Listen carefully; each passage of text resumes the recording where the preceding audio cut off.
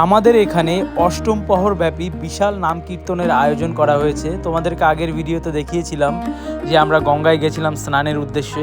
আর এখানে দেখো কত কোয়ান্টিটিতে একসাথে রান্না করা হচ্ছে। আসলে এই অষ্টম প্রহরে সারা দিন রান্না করা হয় আর মানুষ আসেন, এসে এখানে সেবা করেন।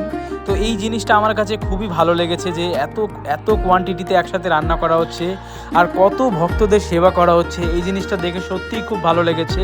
আর এখানে দেখো কত বড় বড় উনুনে রান্না করা হচ্ছে। আর এখানে ডাল রান্না করা হচ্ছে, তারপরে আলু দিয়ে নিরামিষ তরকারি করা হচ্ছে।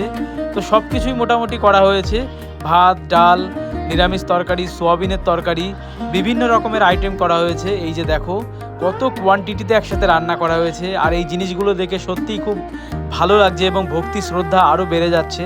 আর এখানে দেখো সমস্ত ছেলেরা আমাদের পাড়ার সবাই কাজ করছে, সবাই পরিবেশন করছে। এই জিনিসগুলো দেখে সত্যিই খুব ভালো লাগছে।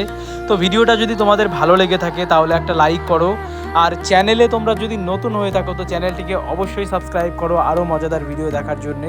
আর অবশ্যই মনে করে কমেন্টে রাধা কৃষ্ণ বলে একটা কমেন্ট করে দিও, তাহলে এতে আরও খুশি হব, খুব ভালো লাগবে দেখতে। আর এখানে দেখো কত ভক্তরা একসাথে বসে খাচ্ছে। এই জিনিসগুলো দেখে সত্যিই খুব ভালো লাগছিল। তো লাস্টে আমরা বসেছিলাম এই যে